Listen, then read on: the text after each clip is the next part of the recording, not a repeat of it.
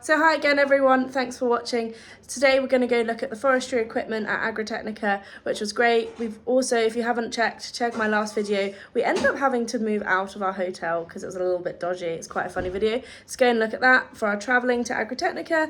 And you're also going to see black grass harvesters, what other sunflower harvesters, John Deere, loads of stuff. So thank you again for watching, and don't forget to like, comment and subscribe. Glass in it. Because it weighs so much, because it's got really thick glass, you have to open and close it with the buttons. There's a big hydraulic ram on the inside. If you look at the thickness of the door as well. Yeah. All of this is cut, big thick glass. Should we go in? Should we go in? Yeah, go on. So we're in the forestry thing. Look at this windows. Look how thick it is. A is for trees. B, when you're going through the forest and wherever you're doing to the ground, I can imagine it throws a lot of rocks and stuff up. Yeah. Probably to stop that. But look at the thickness of all the glass. I know. It's quite impressive, really. Don't see these very often. I mean, everything's the same, just apart from the outside and the glass. And this bit. Different. Everything's... No, I mean like controls. So this is an inter-row hoe, so basically it takes the weeds out in between your wheat or whatever crop you have. So it's a cultural method, cultural control for weeds.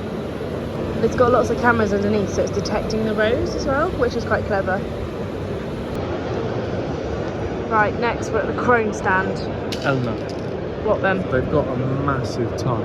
Come on, have a look at that. This is what Ben was saying. Look at that! Oh my goodness! Yeah, they've redesigned the tedders. This is Crone's autonomous tractor. So we've seen the Class 1. We didn't see one from John Deere actually, but let's have a look at the Crone's one. Well, this... Go on, Ben. I can imagine this is excellent for everything but the transport. It's obviously already on it. They've developed it in conjunction with Lempkin, haven't they?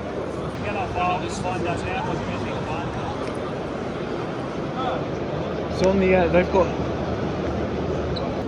That vision So system in the centre is a stereo vision camera. Yeah. Which basically creates an image of whatever's in front of it. And then at the end it's got LiDAR scanners which detect sort of... They send up pulses of lasers and they can see through in the dark and through fog and bits and bobs. And then I can imagine there's a variety of other sensors on it for... This is the future of farming. The problem is they've got to be very rigid because of vibrations and stuff. Yeah, of course. So this is a pelleter. So it can make 2 kilogram pellets.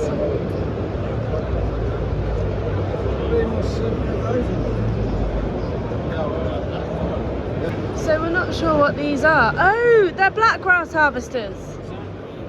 Yes. Yes, it's meant to run along above the crop and cut the heads of the black grass off and then sweep them onto there and put them in there, and you can take it away and burn it. But I'm not sure it really works because in reality black grass heads at a variety of levels, so it would take off the heads that are just above the crop, but those which are just below would still. And exactly. It doesn't take many heads whatsoever of I mean, grass to it's in a bad. It helps in a really bad scenario where it's going to really reduce the yield, I suppose. Where it would probably help is in very competitive crops, where any heads that do happen to get above that competitive crop, this could take it off, and any which are below get drowned out, such as in rye or 6-row hybrid barley or something. Now we go to one of my favourite stands, John Deere. Go to self-inflation tyres. So you wouldn't want to get in mud though? No, you wouldn't. Get torn out quite quickly. Quite easily. Because I think this is new. Well, it's not in the UK. I've not seen it in the UK. I think there is a few, but it's... Yeah. You wouldn't want to do what you do and clip things with it, would you? Thanks, Ben. Oh yeah, sunflower header. Yeah. So again, like it's pretty much similar, but it's just it doesn't have any sort of moving parts in here. You literally just drive along. Yeah, as you drive and it along, cuts it. It goes in between the stalks. The heads stay. So in that picture I was showing, basically the button is low enough for me to actually reach it nowadays. Look, it's not up here where I can't reach it. It's just perfect. The air brakes do look a little high, so 8RX 410. No, look how cute this is with its little tracks, a little gator on tracks. Is there a post lock on it? Looks like a little post lock on the back. I don't know. It is a... We're thinking of potentially a soil sampler. Oh, look at the John Deere drill. I've not seen one of them for years.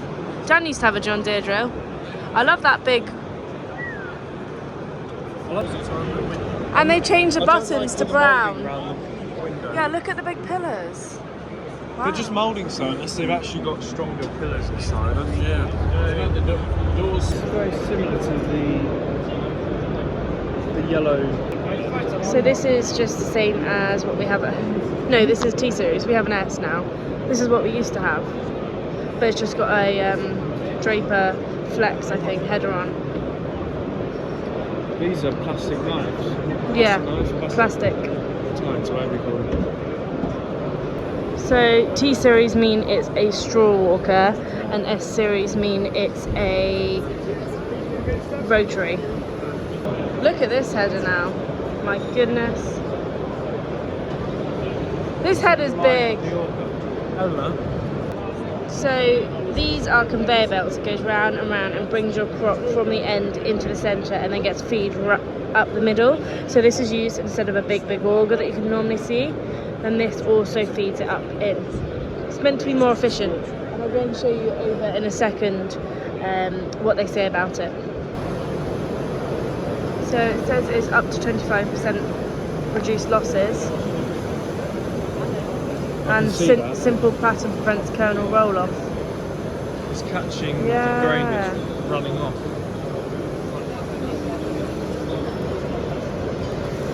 So that would be there simulating your normal header with none of this sort of grid pattern. It's probably not truly representative of it because obviously they want to make it look good. Yeah. There it goes. I reckon I'd probably just make rather than difference. Goodness. Yeah, look at the wheels of the back. The header. 9RX. Look how tall that is. Oh my gosh. Anyone interested in engines? Ben's interested in engines. Yeah, look at that. It's quite nice.